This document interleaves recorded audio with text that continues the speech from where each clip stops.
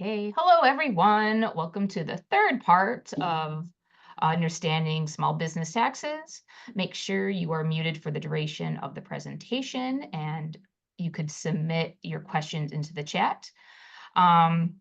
This presentation will be recorded and published to the YouTube channel for our library. Everyone who is registered will be emailed the slides and a link to the recording. We're going to do ours slightly different today.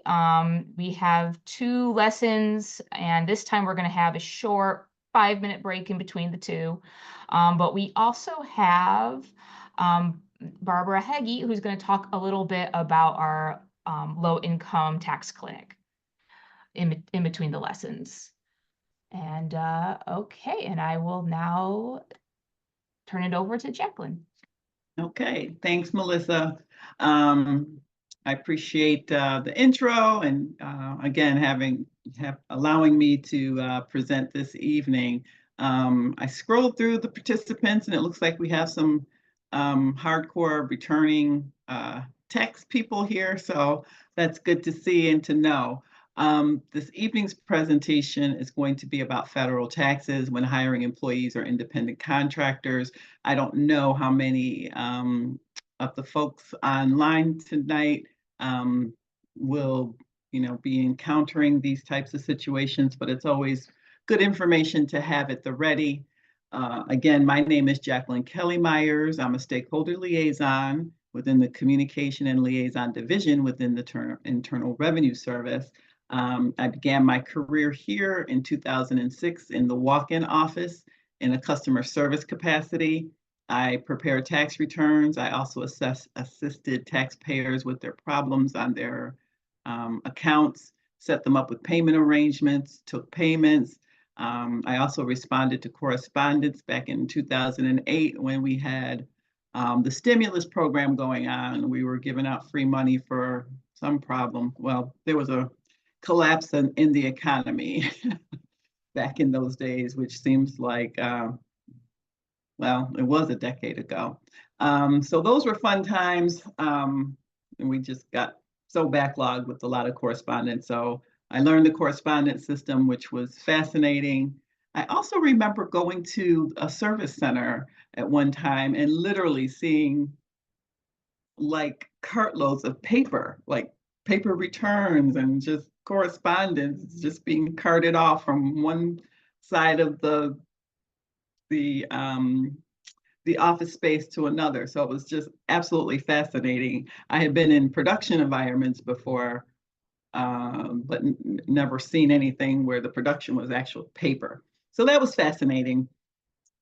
In 2010, I moved into what was called an auditing role, a tax compliance officer position. It was in-house auditing. I did that for the past 13 years. And so the majority of my career in the Internal Revenue Service has been in the compliance area.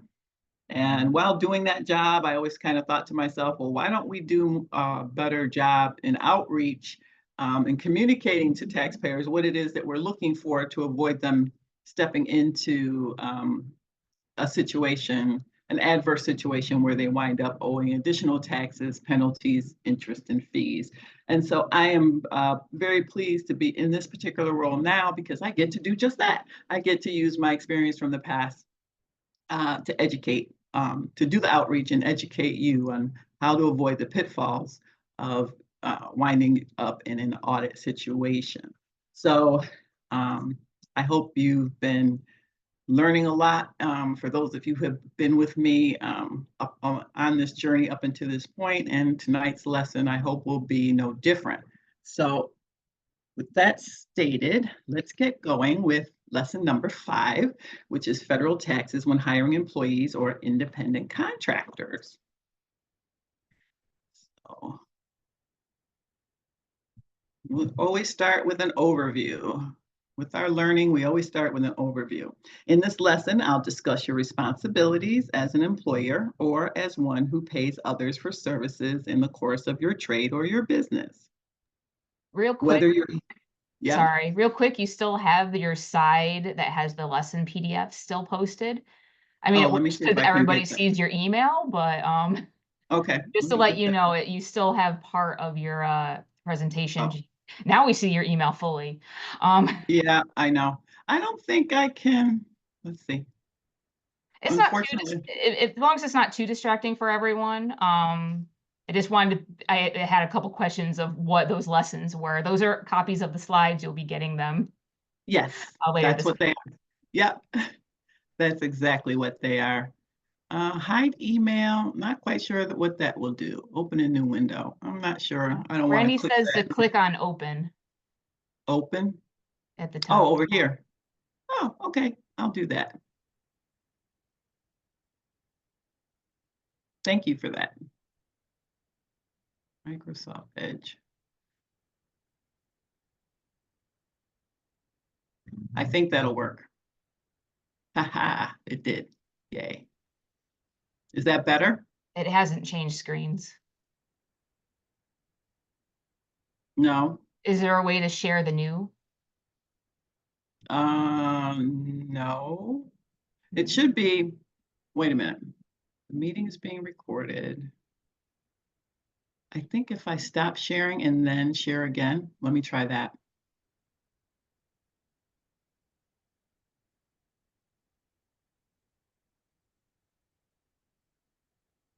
That should work.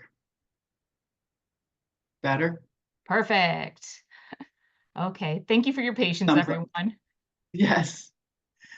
Yes, and I can use this for the future. Thank you very much.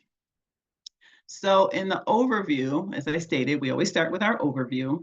We're going to, in the lesson, I'll discuss your responsibilities as an employer or as one who pays others for services in the course of your trade or your business. Whether you're handling this yourself or paying someone else to do it, you need to know this important information. It is critical that business owners correctly determine whether the individuals providing services are employees or independent contractors. Employer responsibilities include you must withhold income taxes, withhold and pay Social Security and Medicare taxes, withhold additional Medicare taxes if applicable, and pay federal unemployment tax on wages paid to an employee. And I think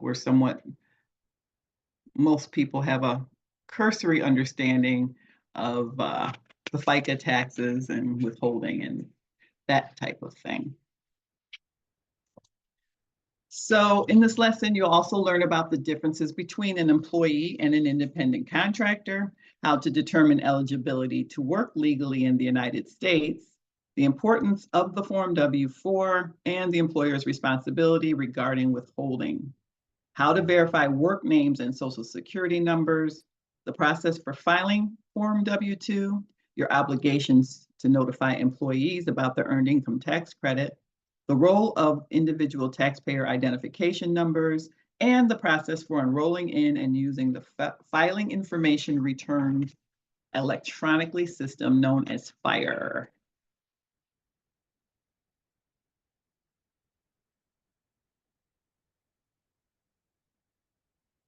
So employment taxes.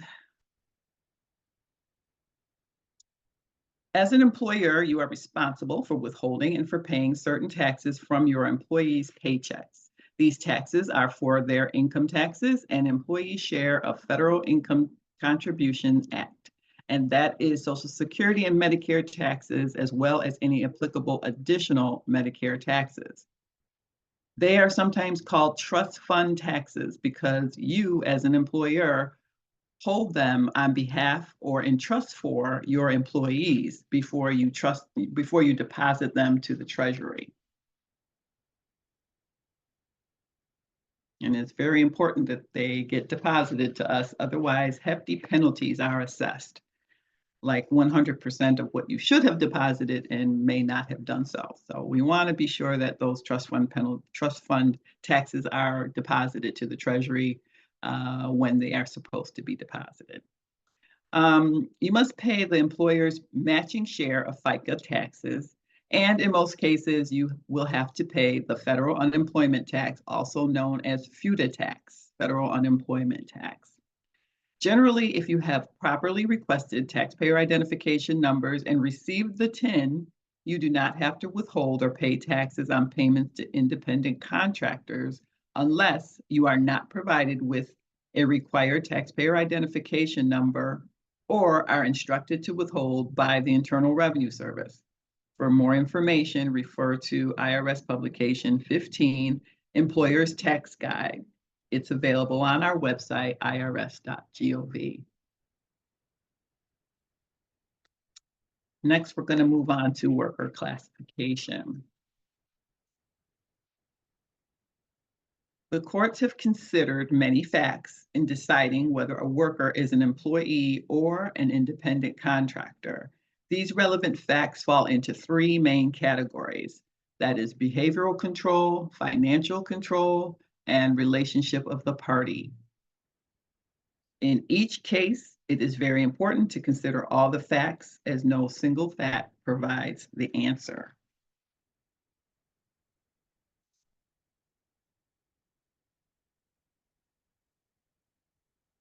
Let's first discuss behavioral control.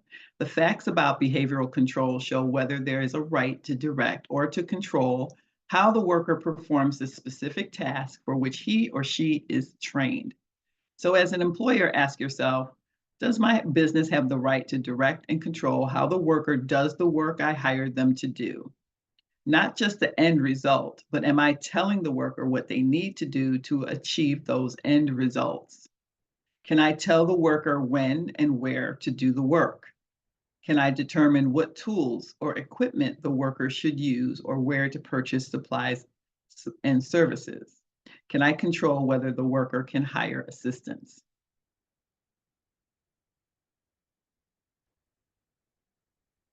Can I control what a specific individual must do and the order in which that work must be done? Do I train the worker? Generally, if you have the right to control what will be done and how it will be done, the worker is an employee. A worker is considered an employee when the business has the right to direct and control the worker. The business does not have to direct or control the way work is done, as long as the employer has the right to direct and to control the work. So that is behavioral control.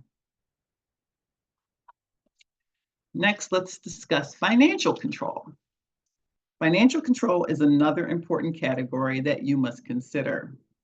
Ask yourself, who directs or controls the economic aspects of the work?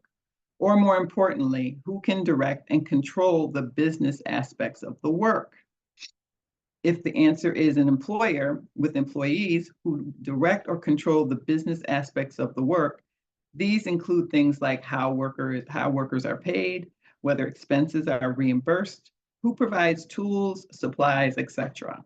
For example, an employee who has an established salary with no opportunity to make a profit or suffer a loss in connection with the services they provide, that would be an employer. Independent contractors, however, are in business for themselves. They usually offer their services to the public and may have a significant financial investment in their business. They may also have their own tools and equipment. Independent contractors are more likely to have out-of-pocket business expenses and can have profits or suffer losses.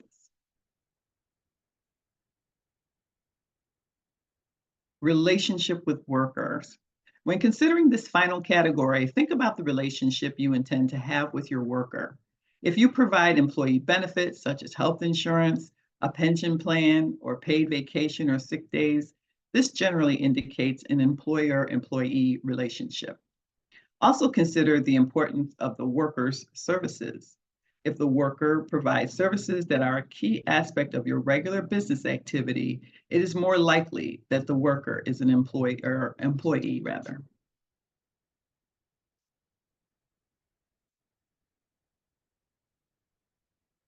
Let's go on to determining worker status.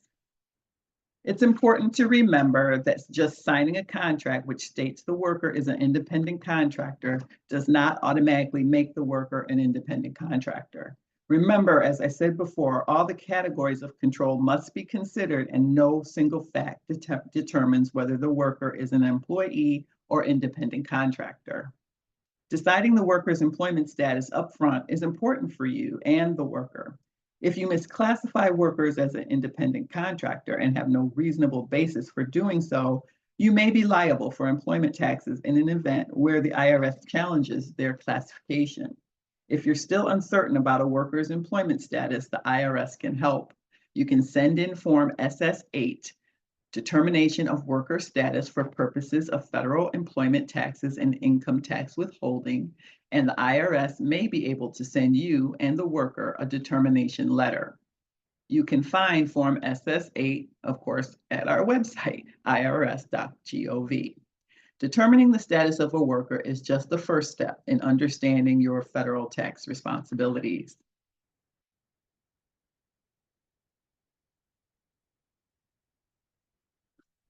Employer responsibilities if you have employees. Now we're going to go into detail about your responsibilities if you have employees. We're going to cover eligibility to work legally in the United States, Form W-4, Social Security number verification, Form W-2, the Earned Income Tax Credit, and individual taxpayer identification numbers.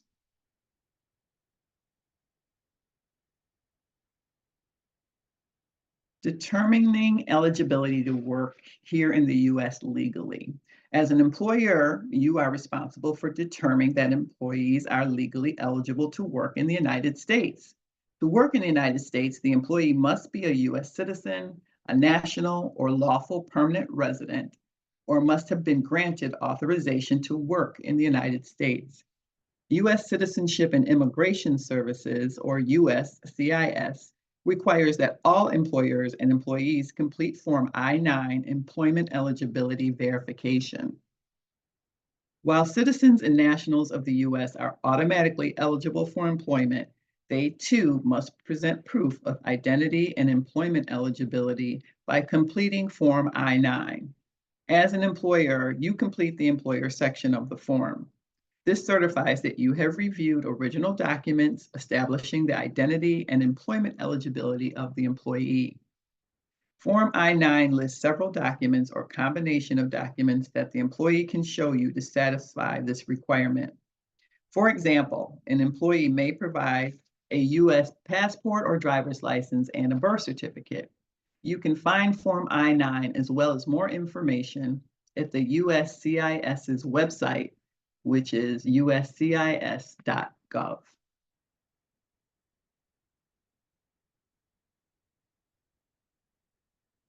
The employee has 3 business days from the date employment begins to show you that required documentation or a receipt for a replacement document if documents are lost, stolen, or destroyed. While you can terminate the employment of any employee who does not submit a completed Form I-9 and the required documentation, you must apply this rule to all your employees. Employers are not responsible for the authenticity of documents. However, if a document does not appear genuine, do not accept it. You do not need to file the I-9 with USCIS, but you must keep the I-9 for 3 years after the date of hire or 1 year after employment ends, whichever is later. Next, moving on to Form W-4. Most of us are familiar with the W-4, I would think. Each employee must complete a Form W-4 Employees Withholding Allowance Certificate. Additional information on completing this form is located in the instructions for Form W-4. Use the employee's gross wages and the information on the Form W-4 to calculate the amount to withhold. If an employee does not give you a signed W-4, withhold tax at the single rate with no adjustments. If an employee claims to be exempt from withholding, that exemption only applies to income tax, not to Social Security or to Medicare taxes, that is, the FICA taxes. Employees claiming exemption from withholding must submit a new W-4 each year by February 15th to reestablish their exempt status.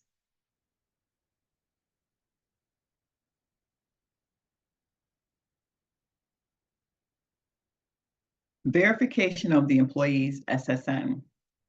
This is another responsibility you have as an employer. You're required to get each of your employees' Social Security numbers to enter them on Form W-2. You should ask the employee to show you his or her Social Security card, and although you're not required to keep a copy of the card for your files. To verify a worker's Social Security number, the Social Security Administration website offers you some help. You can use the Social Security number verification service to verify up to 10 names and Social Security numbers instantly, or upload batch files of up to 250,000 names and numbers and receive results the very next business day. To explore these options further and to become a registered user, visit the Social Security website at ssa.gov. When you use the Social Security number verification, the Social Security Administration will only tell you if the name and Social Security numbers match. They will not tell you the correct Social Security number. If the name and numbers do not match, it's up to you to get the correct name or Social Security number from your employee. They can go to the website, ssa.gov, and search SSNVS, or Social Security Number Verification Service.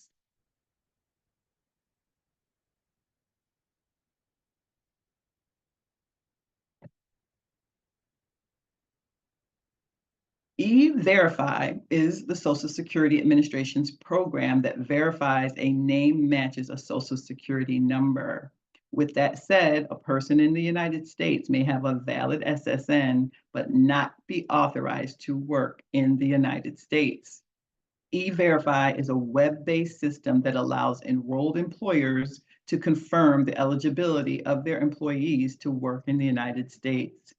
E-Verify employers verify the identity and employment eligibility of newly hired employees by electronically matching information provided by employees on the Form I-9 Employment Eligibility Verification against records available to the Social Security Administration and the Department of Homeland Security, DHS. E-Verify can be accessed by going to their website, everify.gov. Remember, E-Verify confirms the employment eligibility of newly hired employees. The Social Security Administration program verifies that a name matches a Social Security number.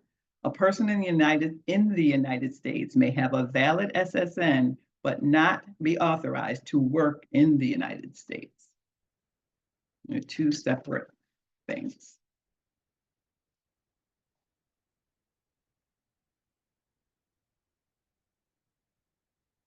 As an employer, you must complete a Form W-2 wage and tax statement for each of your employees at the end of each year.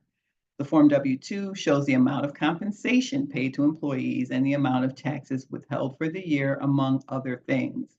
The Social Security Administration also uses this form to update an employee's lifelong earning history, and then from that earning history, calculate the employee's benefits. Because this information is so important, you can be assessed a penalty for W-2 names and Social Security numbers that do not match. See instructions for Form W-2 and W-3 for more information on penalties. So as you can see, it is important that employees' names and Social Security numbers as shown on Form W-4 match your payroll records and Form W-2.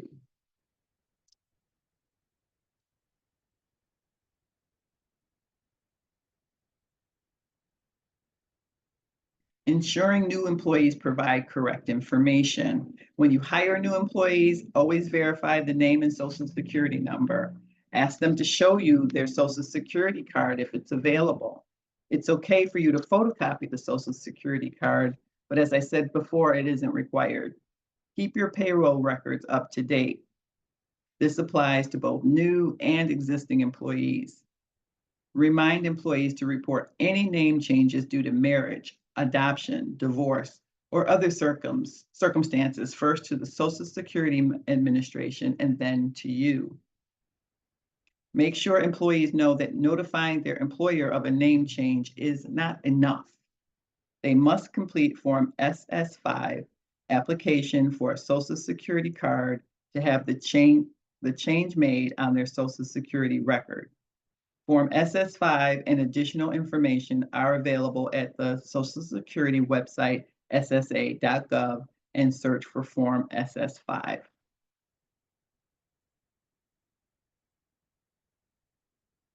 Be sure to document any steps that you take. Documenting the steps you take to obtain and correct any name and Social Security number mismatches may help you avoid costly penalties down the line. One of those steps is getting the Form W-4, which also shows an employee's name and Social Security number, and keep it in your files. If you relied on that information provided by your employee on their W-4 to prepare their Form W-2, the IRS may waive the penalties. The law does allow a waiver of penalties where an employer had reasonable cause for including incorrect information on Form W-2. So that's very important. Next, moving on to issuing Forms W-2. All employers must issue Forms W-2 to report wages and withholdings to their employees by January 31st. I think we're all aware of that. If your employee leaves before the end of the year, you can give them their Form W-2 at any time after they leave, as long as it's before January 31st. If any employee asks for their Form W-2, you have 30 days after their last pay date or 30 days after they leave, whichever is later.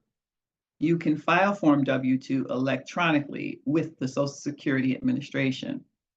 Companies filing 250 or more Forms W-2 must file electronically, and electronic copies of Form W-2s must be sent to the Social Security Administration by January 31st.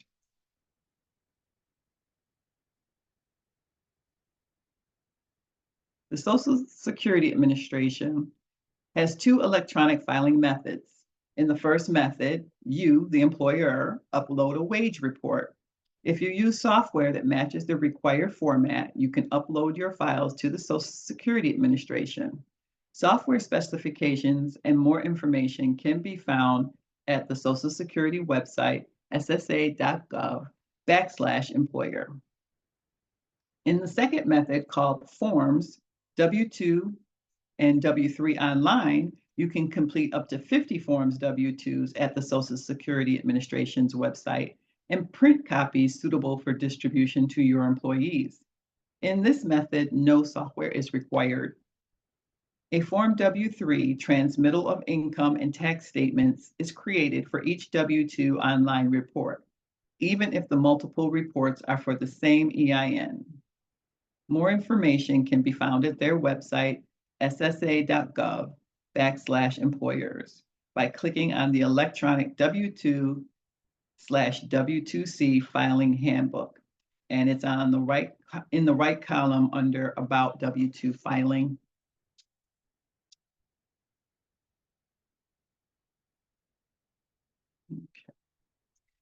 But both online options require registration with the Business Services Online or BSO website at ssa.gov/BSO. From the BSO website, select Register and complete the information. You will be assigned a user ID immediately, and you choose your own password. Third-party preparers need to register only once and not for every client they represent. Of course, if you choose not to use the electronic system, you still send the W-2s by mail along with your Forms W-3. The due dates for filing Forms W-2 is January 31st, whether you file using paper forms or electronically.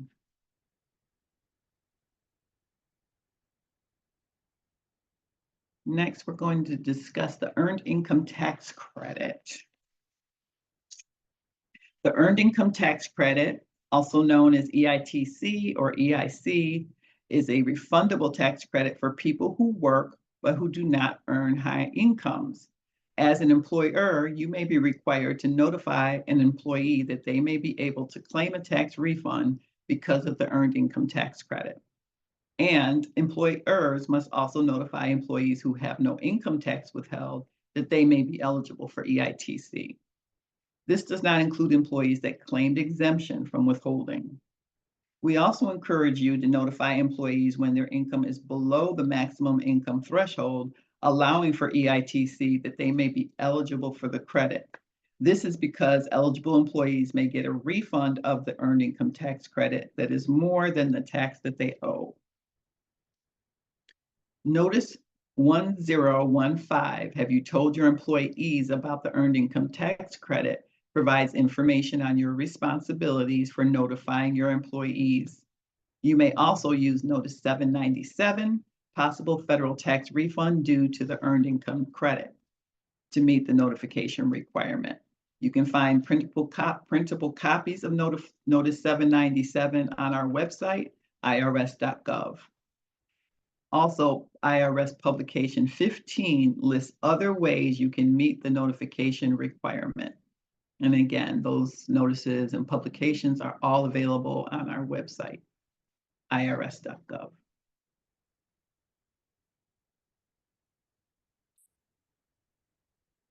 Next, we'll discuss the ITIN, which is the Individual Taxpayer Identification Number.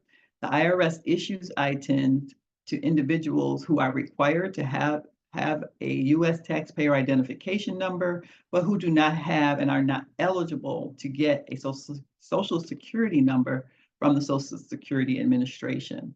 And the ITINs are actually issued by the Internal Revenue Service, not the Social Security Administration. ITINs are not valid for employment and should not be used on a worker's forms W-2s. They do not provide eligibility for Social Security benefits or the earned income tax credit.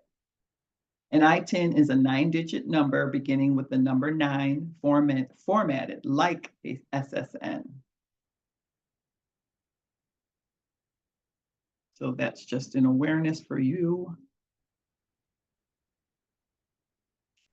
And independent contractors, we're going to take a look at your responsibilities regarding independent contractors. Some slight changes were made with that. Beginning with tax year 2020, you must use Form 1099 NEC, which is stands for non-employee compensation, to report payments of non-employee compensation previously reported in Box 7 on Form 1099 Miscellaneous. The separate instructions for filers and issuers for Form 1099 NEC are available in the instructions for Forms 1099 Miscellaneous and 1099 NEC PDF. Form 1099 NEC is used by payers to report payments made in the course of a trade or business to others for services. If you are required to file Form 1099, make sure you give a copy to the independent contractor by January 31st of the year following the payment.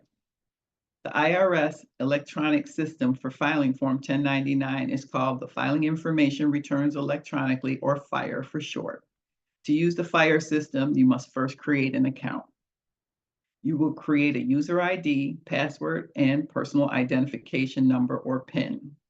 After you create an account or log into your existing account, in order to use the FIRE system to transmit returns electronically, you must complete Form 4419, Application for Filing Information Returns Electronically, and submit this electronically within the FIRE system at least 45 days before the due date of the returns for current year processing. After the application is approved, the IRS will assign a transmitter control code, also called TCC, to you. Although the FIRE system is easy to use, you must still use the pre-approved software. To find software providers, perform an internet search with the keywords Form 1099 software providers.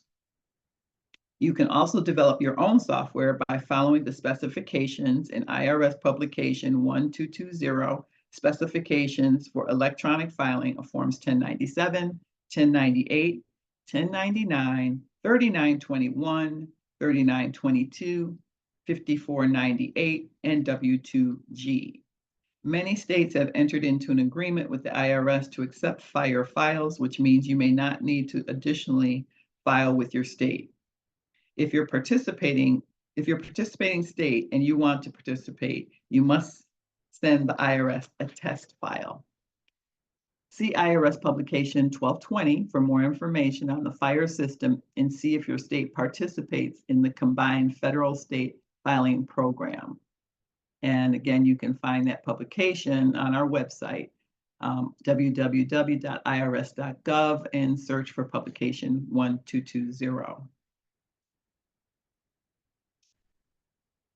So in our review, let's go through quickly what we went over. We talked about the differences between an employee and an independent contractor. And remember, there are 3 general categories to consider: behavioral control, financial control, and the relationship of the parties. Then we discussed verifying work authorization. Next, we discussed W-4s and the employer's responsibility regarding withholding, as well as verifying employees' names and social security numbers.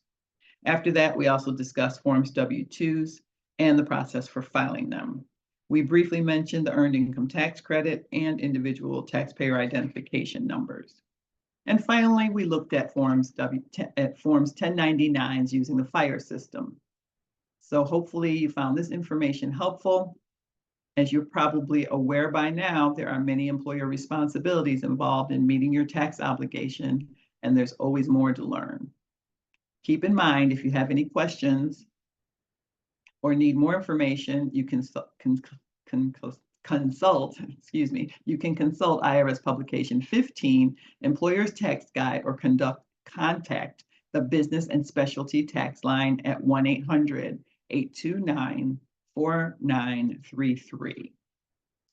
So that concludes lesson number 5.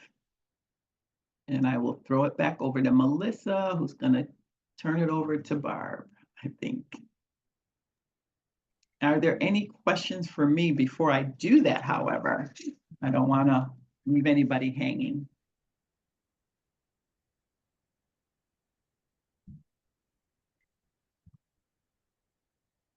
Don't see any questions in the chat. Of course, feel free to, if we're in the next lesson, feel free to throw it in anyways. Okay, so we'll take, I don't know, we'll take 5. Give everybody a chance to stand up, go to the bathroom. Okay. Sounds good. And then I will we'll bring Barbara Heggie on. For people who have seen the last 2 videos, you probably wondered why I didn't completely shout how great cash in the low income taxpayer clinic is, and that's because she is going to tell you yourself. So we'll be back around 6, I don't know, 6:48, 6:46, roughly, give or take. And Okay. I'll get Barb on. Okay, sounds good. Thank you.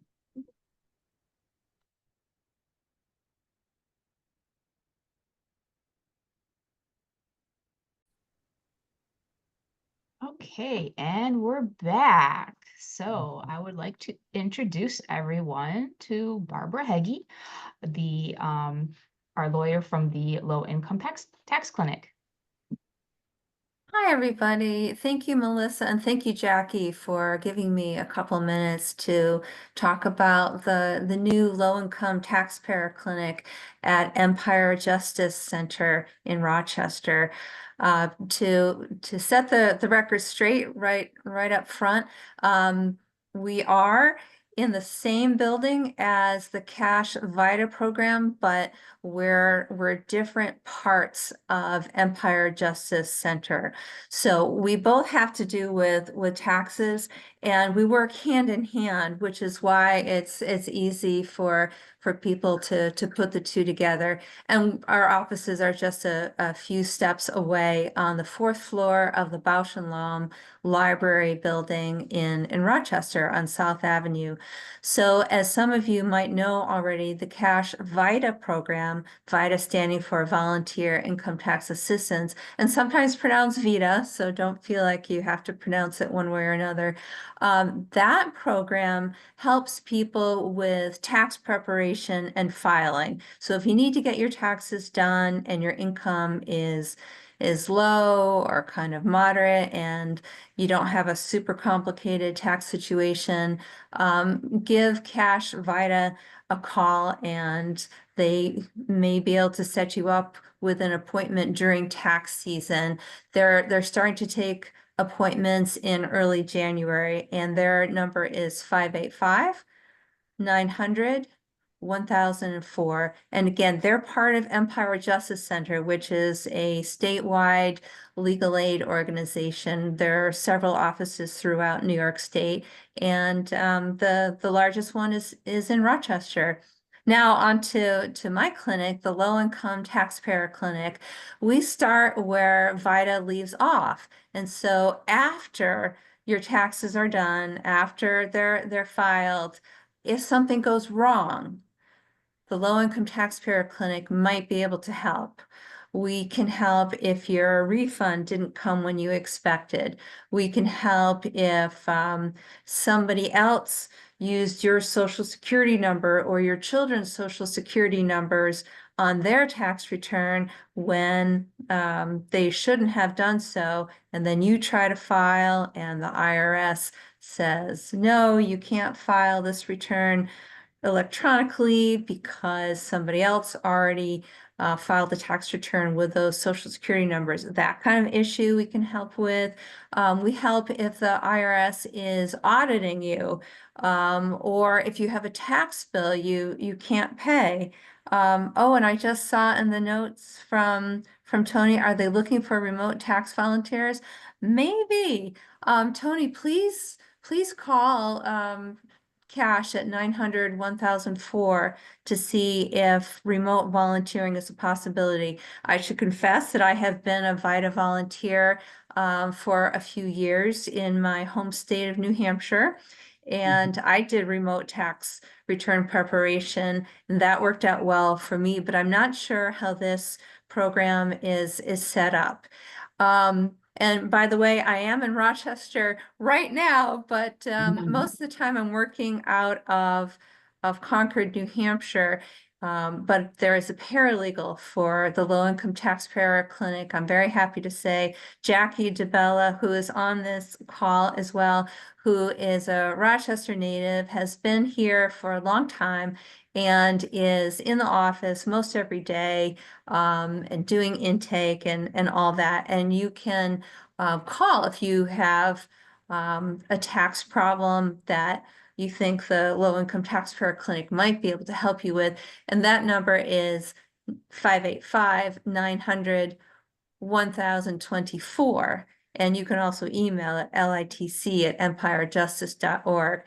So going back to the types of problems that the Low Income Taxpayer Clinic can sometimes help with beyond audits and collections, if you run into a worker classification issue, just as Jackie was describing earlier, if you have been treated wrongly, you believe, as an independent contractor when you think you should have been treated as an employee, that's something that we might be able to help with.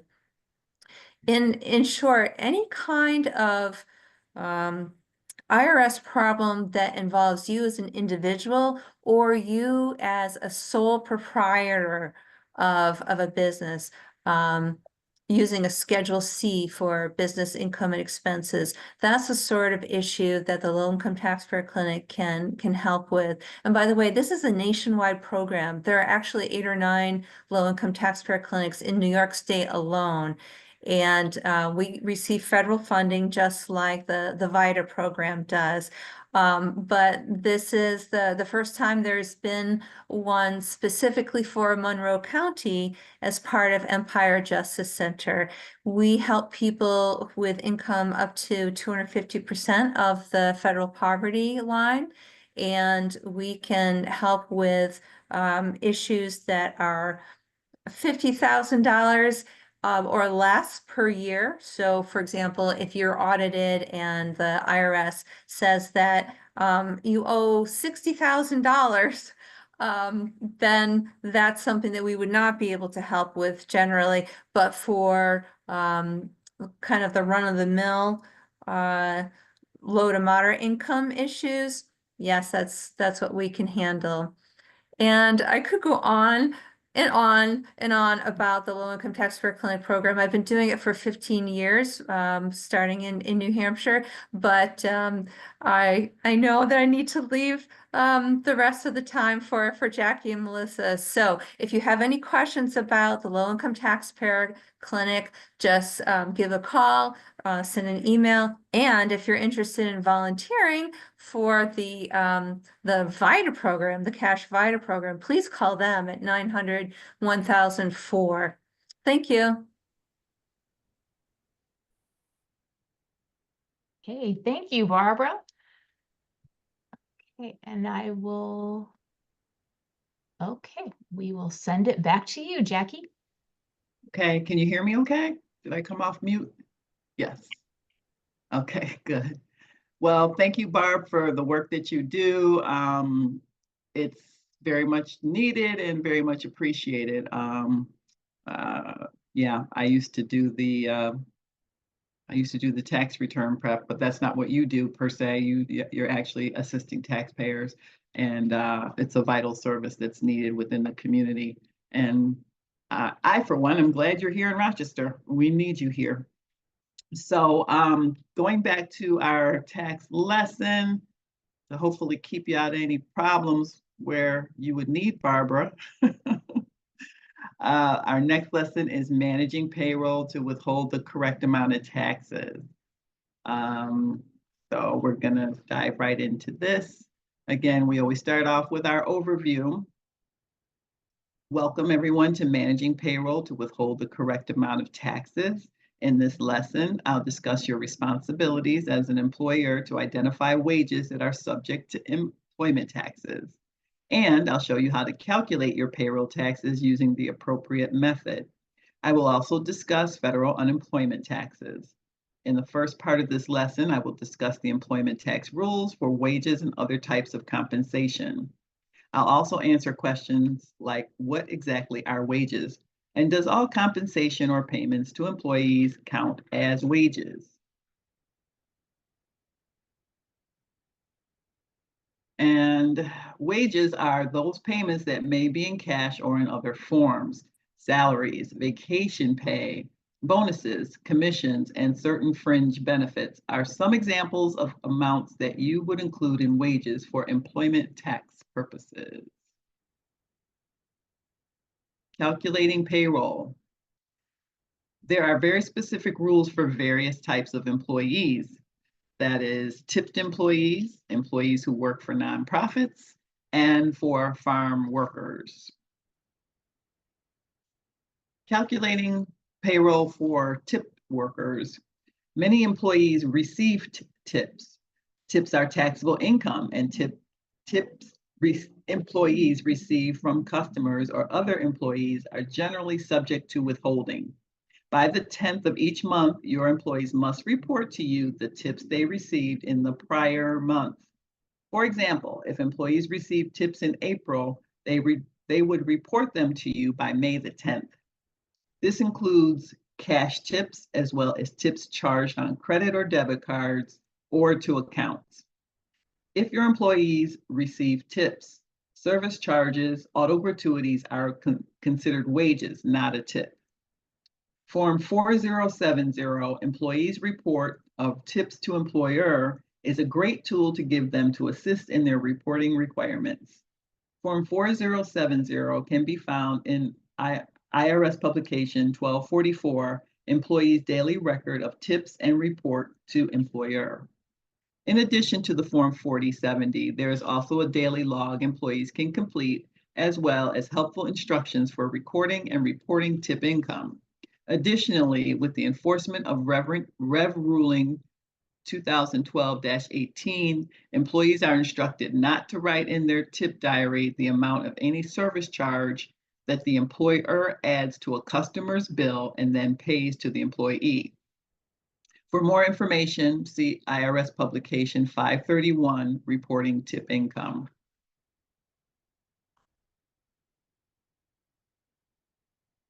Allocated tips. Employers of large food and beverage establishments use the Form 8027 to annually report receipts and tips to determine allocated tips for tipped employees.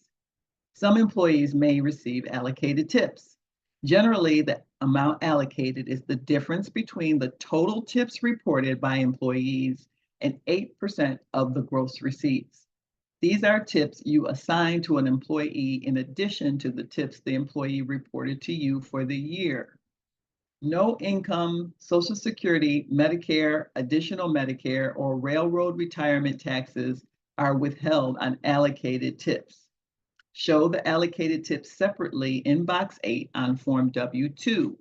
Do not include allocated tips in box 1 on Form W-2 with wages and reported tips. IRS Publication 531, Reporting Tip Income, as well as the instructions for Form 8027, Employer's Annual Information Return of Tip Income and Allocated Tips, can give you more guidance on allocated tips. Calculating allocated tips can be a difficult process, but the IRS can help make it easier.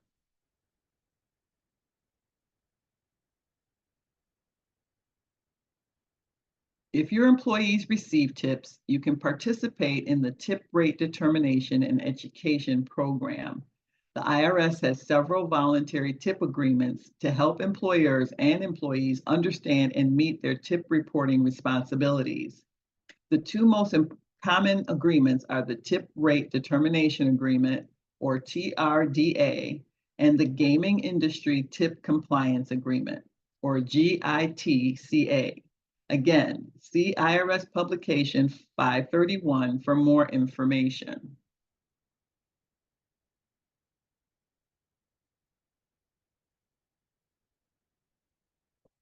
Although nonprofit organizations are usually exempt from income tax, their employees are not.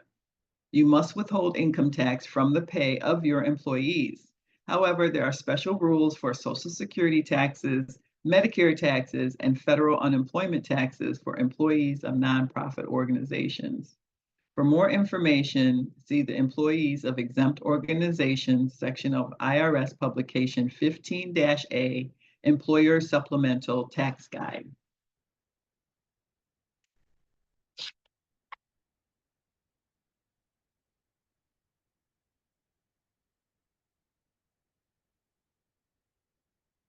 To report income tax withheld, as well as employer and employee Social Security and Medicare taxes on farm workers, use Form 943, Employer's Annual Federal Tax Return for Agricultural Employees.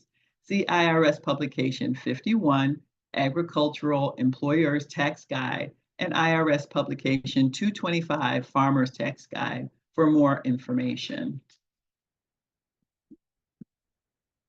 Next, we're moving into calculating withholding. To ensure that you are withholding the correct amount, you will first need to know the total amount of compensation, benefits, and any supplemental wages included in each employee's wages for the pay period. Supplemental wages are wage payments to an employee that aren't regular wages, including but not limited to bonuses, commissions, overtime pay, payments for accumulated sick leave, severance pay, awards, prizes, back pay, retroactive pay, increases, payments for non-deductible moving expenses, taxable fringe benefits, and expenses paid under a non-accountable plan.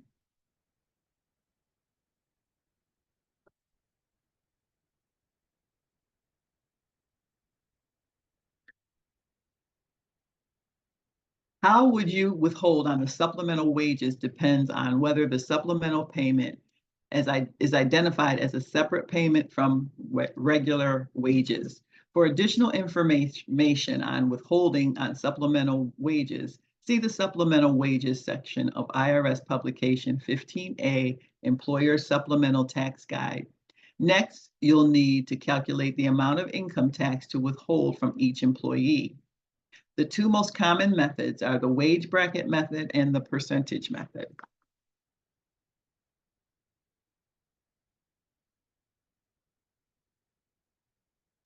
Under the wage bracket method, you simply locate an IRS Publication 15-T Federal Income Tax Withholding Methods. the proper table for your payroll period, and the employee's marital status as shown on the employee's Form W-4. Then look at the employee's W-4 for the number of withholding allowances claimed. Using the number of allowances claimed on the Form W-4 and the amount of taxable wages paid, follow the column and row to find the amount of tax to withhold. For withholding computations or with employees claiming more than 10 withholding allowances, you will need to refer to the special wage bracket instructions in IRS publication 15-T.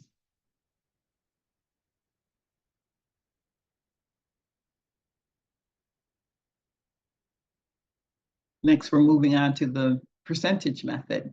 If the employee's wages are greater than the amount in the last wage bracket of the wages table, or if you do not want to use the wage bracket tables, you can use the percentage method. This method works for any number of withholding allowances the employee claims on any amount of wages.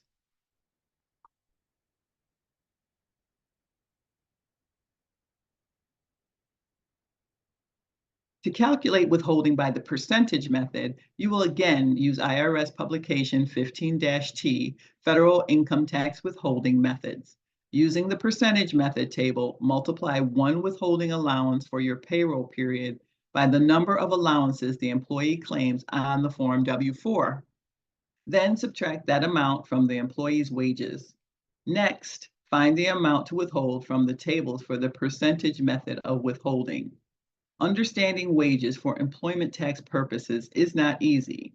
Remember to start with IRS Publication 15, Circular E, Employer's Tax Guide to answer most of your questions related to compensation.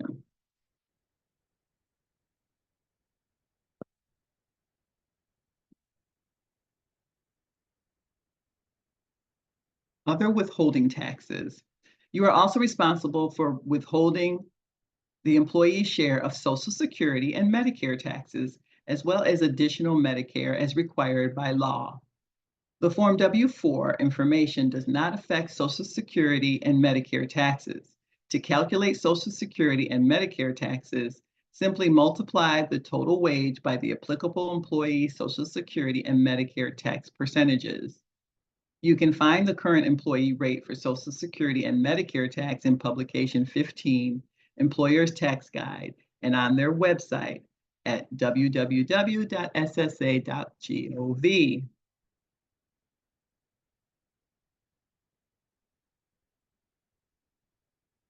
As an employer, you also pay a matching amount. In addition, each year, the amount of wages subject to Social Security withholding changes. You do not have to withhold or match any more Social Security taxes once the employee wages have reached that limit. This is known as the wage-based limit, and this limit is published annually in the IRS Publication 15, Circular E, Employer's Tax Guide.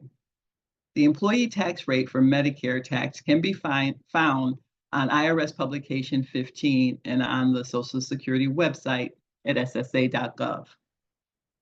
There's no wage limit for Medicare taxes, so all wages are subject to withholding, just like Social Security taxes. You, as the employer, must pay a matching amount. Generally, you compute all payroll deductions on the gross pay of each employee. However, as your business grows, there may be portions of an employee's pay, such as certain contributions to retirement plans, that are not subject to some or all of these taxes.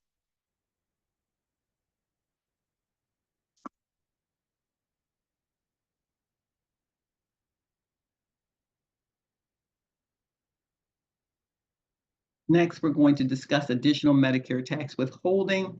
The employee tax rate for additional Medicare tax is an employee-only tax that begins when wages paid to an employee exceed a certain amount. Both the tax rate and the wage threshold are detailed in IRS Publication 15. As an employer, you are responsible for withholding additional Medicare tax when an employee meets that threshold, but you do not have an employer match share to pay. So that's just for the employee, not for the employer.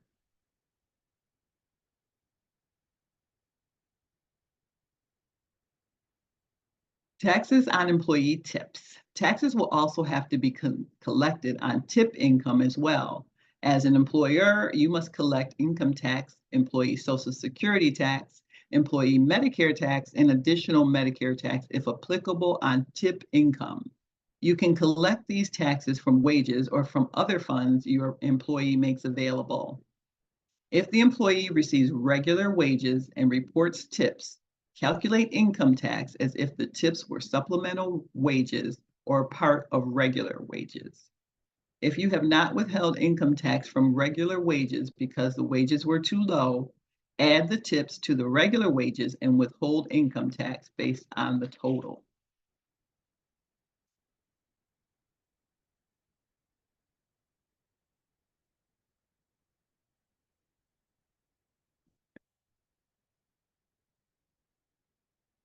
But if you withhold income tax from regular wages, then you have two options available to you. You can withhold a flat 22% for tax years after 2017, or you can add the tips and the regular wages for the most recent payroll period and calculate the income tax withholding as if the total were a single payment. Then subtract the tax already withheld from the regular wages and withhold the remaining tax from the tips.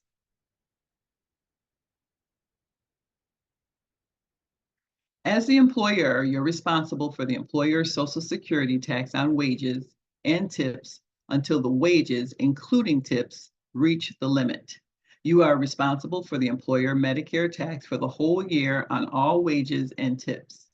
If the employee's income is below the 22% income tax bracket, calculating their tax using the 22% flat rate may mean that you're withholding a lot more tax than is necessary.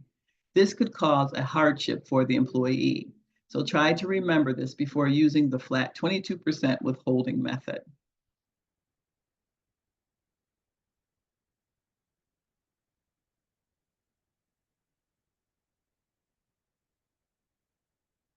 There may be times when an employee's regular wages may not be enough for you to withhold all the tax owed on the regular pay plus reported tips.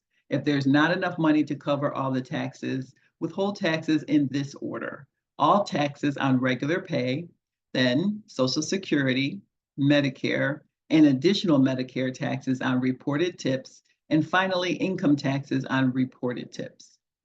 Withhold any remaining unpaid federal income taxes from the employee's next paycheck up to the close of the calendar year.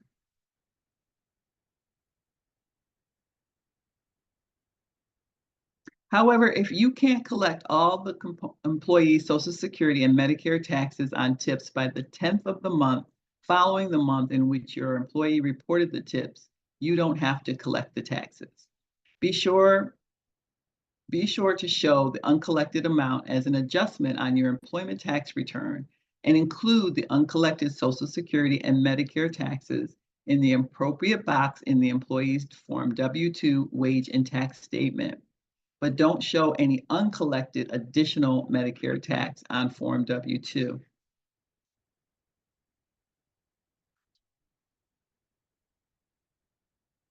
You may want to inform your tipped employees that if the federal income taxes and additional Medicare tax on their wages and tips won't be collected by the end of the year, they may need to make estimated tax payments.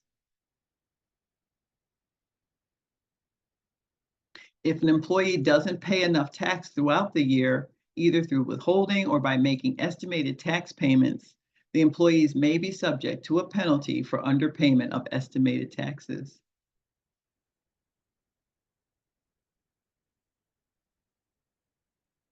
Note that when it comes to withholding taxes, there is no difference between full or part-time employees, and it does not matter if the worker has another job. You are only responsible for knowing when the employee meets the wage base for the wages you have paid them, regardless of their wages earned at another job. There are exceptions, however, when you take over an existing business. If you acquire an existing business, you may include the wages paid by the previous employer to your employees' wages, when you calculate their annual wage limit for Social Security tax purposes. IRS Publication 15 has more information on this topic in the section Successor Employers.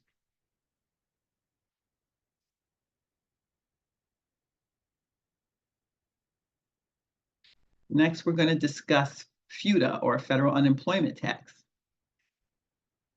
FUTA directs the states and the federal government both to make and to run the unemployment tax program, which provides unemployment payments to workers who have lost their jobs.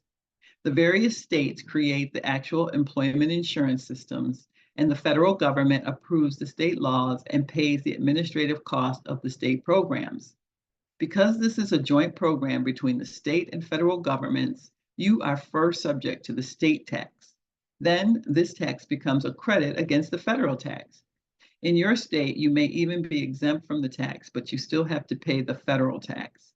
Conversely, you may not owe FUTA tax, but you still need to pay the state.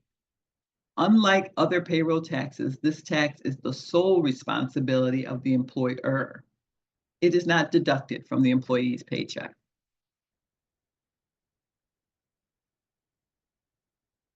You are an employer for FUTA tax purposes and must file and pay the tax.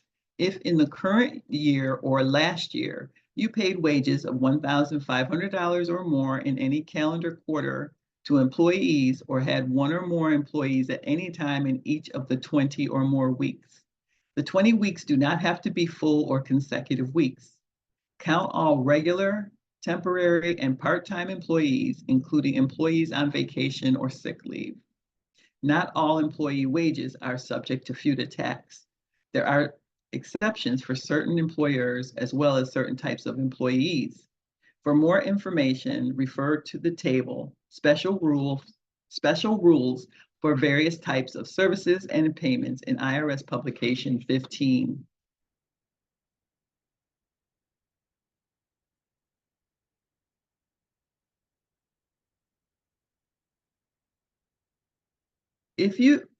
For household workers, you are subject to FUTA tax only if you pay total cash wages of $1,000 or more for all household employees in any calendar quarter in the current or prior year. A household worker is an employee who performs household work in a private home, local college club, local fraternity, or sorority chapter.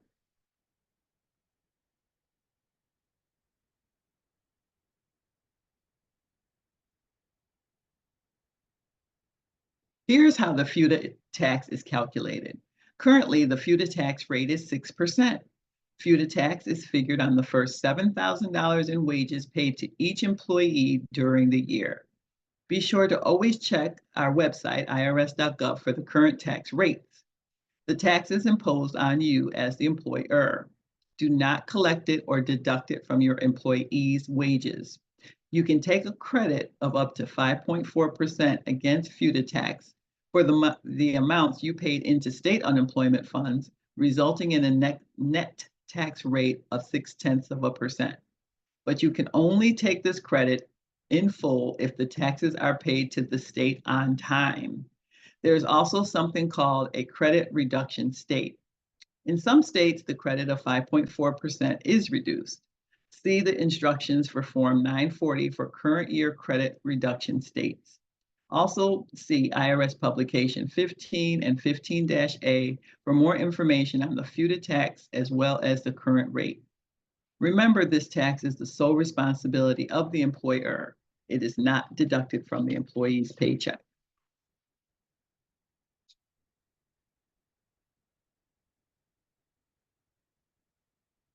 So let's take a look at an example. Let's say late last year, you hired Frank and you paid him $3,500 in wages before the year ended. All of the $3,500 was subject to FUTA tax at a rate of 6%. Your state maximum credit is 5.4%. Assuming you were eligible for the maximum FUTA state tax credit and all the required state contributions were paid on time, your FUTA tax credit is 0.6%. Your FUTA tax on Frank's wages would have been $21, which is $3,500 multiplied by 0.6%.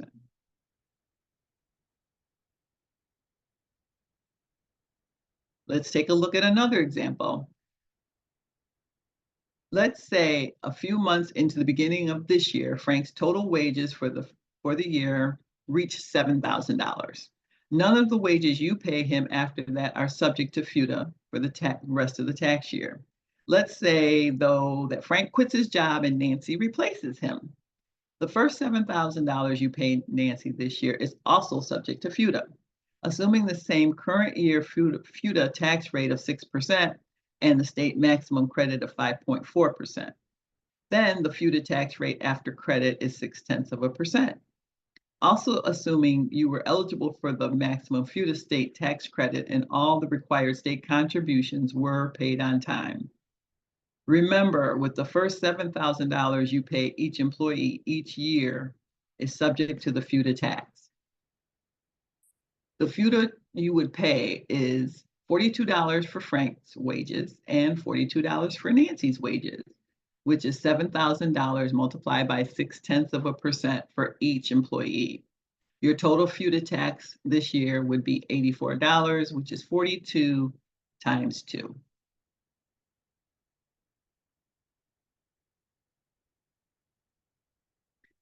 Small business employers file Form 940, which is the employer's annual federal unemployment tax return, to report FUTA tax. The due date to deposit FUTA tax for the first quarter is April 30th. The due date for the second quarter is July 31st. The third quarter is October 31st, and the fourth quarter is January 31st. If your liability for the fourth quarter plus any amount not deposited from an earlier quarter is over $500, deposit the entire amount by the due date of Form 940, which is January 31st. If it's $500 or less, you can either make a deposit or pay the tax with your Form 940 by January 31st.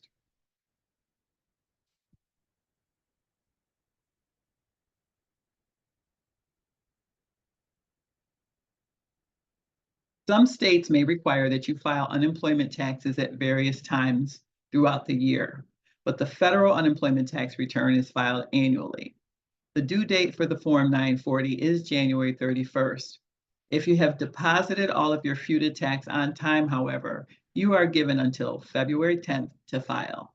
As with all due dates, if the date falls on a Saturday, Sunday, or a federal holiday, you can file on the next business day.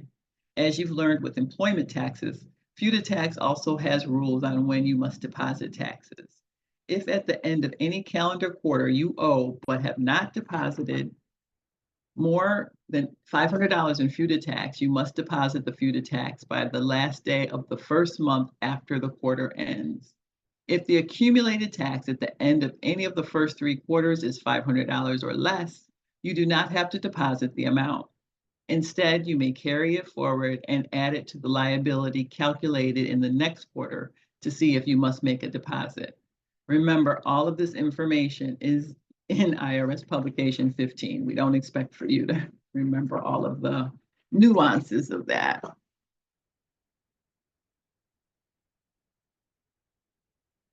For farm workers, you are subject to FUTA tax on the wages you pay to farm workers if you paid cash wages of $20,000 or more during any calendar quarter in the current or prior year, or if you employ 10 or more farm workers at least some or part of a day, whether or not at the same time, during any 20 or more different weeks in the current or prior year.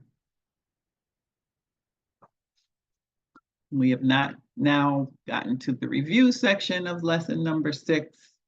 Let's review what we have covered. I identified wages that are subject to employment taxes and discuss how to calculate your payroll. I've also defined wages subject to FUTA taxes, figure the FUTA tax due, and describe the deposit requirements for this tax. So this is a lot of information. It's kind of complicated on when deposits are due, when the returns are due. So you definitely want to either rely on your return preparer for accurate information, and you also want to educate yourself as well by getting the publications. You can pull them up online and read them online or print them off online as well. And Melissa is going to make these slides available for you, and I will try to condense a lot of these publications that are referenced throughout both of the lessons. So it's on one slide and easily accessible to everybody. And I am Jacqueline Kelly Myers, and stakeholder liaison in upstate New York in Rochester, located in Rochester, across the street from the Little Theater. And my information will be available on the slides if you need to reach out to me with questions. But that concludes my presentation for this evening. I will take questions. I see there's 21 comments or questions possibly in the chat. Well, we have one question. Just to clarify, employers match employee withholdings for Social Security taxes. Do employers also match withholdings for Medicare? Yes. Yep, both Social Security and Medicare. That's what's called the FICA. Those are the FICA taxes. There's a cap on the Social Security, and that changes yearly, but on the Medicare, there is no cap. And that information was included in the slide. It is confusing, however. Thank you for whomever that was that asked the question.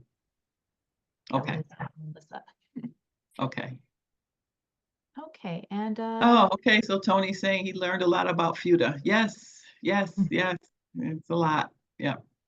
There's a lot involved for you small business, for you brave people who venture out there to open up your own small business. So brave folks. Undaunted. But there's help available, so that's the good news. Let's see. okay, Anybody else? looks like that was the only outright question. Okay, great. And of course, if you are coming to, oh, never mind, Tony's back. Do you know why there is no limit for Medicare taxes? I don't know why. Just taking a shot in the dark, probably just some political something or another, just something the senators and House of Representatives agreed to do for whatever reason. But the Medicare, that's what funds our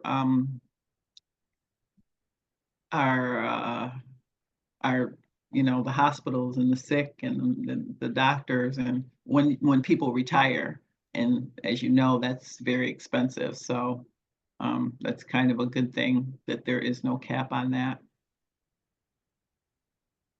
because it's very expensive for healthcare in the United States is quite expensive. I don't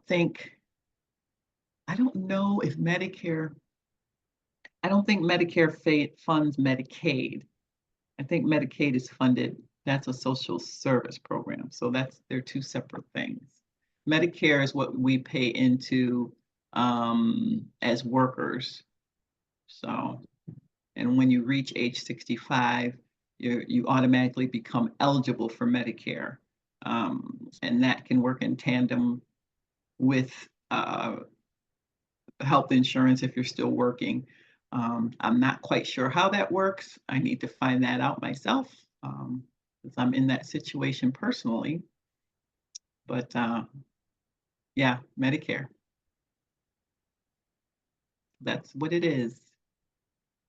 I don't know off the top of mind, but I think the limit for Social Security is, yeah, it's kind of high. The limit is high. But they claim that if they took the cap off Social Security, it wouldn't be insolvent. All those questions or statements about the insolvency, Social Security will be insolvent within the next 10 years or so, or whatever. So I don't know. I don't have that kind of a mathematical mind. I don't know if that's true or false, but anyway.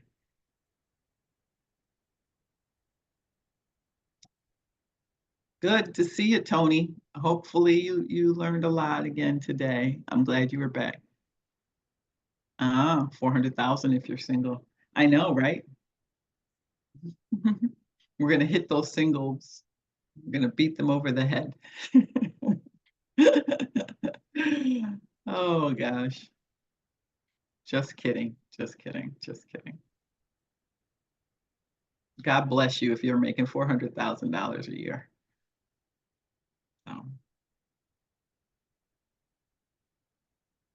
All righty, anyone else? Okay, next week we're going to be talking about, let me see. I pulled it up.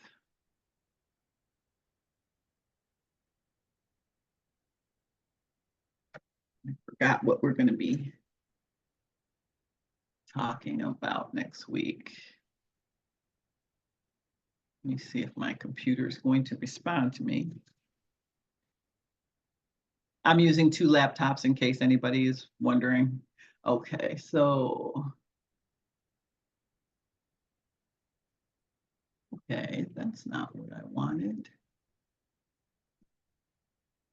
Next week, we're going to be discussing tax deposits and filing a return to report payroll taxes.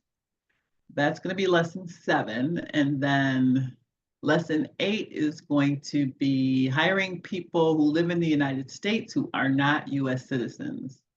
And that's not actually next week, it's going to be in 2 weeks. That's going to be on October 30th.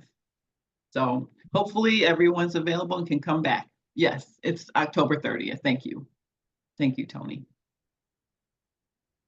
Thank you, Tony. I'll miss you, Tony. All righty. Hopefully I can see everybody back on the 30th and we can wrap this up. Okay, you're welcome, Kelly. You're welcome, Brandy. Okay, well, that's the end of this presentation, and maybe after the next course, we could see if we could get some more topics up on taxes. Maybe not every week, but Right. and there is Yep. so much to dive in with taxes, always Yes. questions. Yes. Yes, there are. But I very much appreciate the opportunity to present. So thank you so much, Melissa. But It's been awesome. Okay, great. Okay, well, that's the end of this week's presentation. You will be getting an email with the recording, link to the recording and the slides by the end of the week. Normally I get it uploaded by the next day, but normally by the end of the week, it'll get sent to you. Next week, we do not have a class. Our last course will be on the 30th, and I hope to see you all there.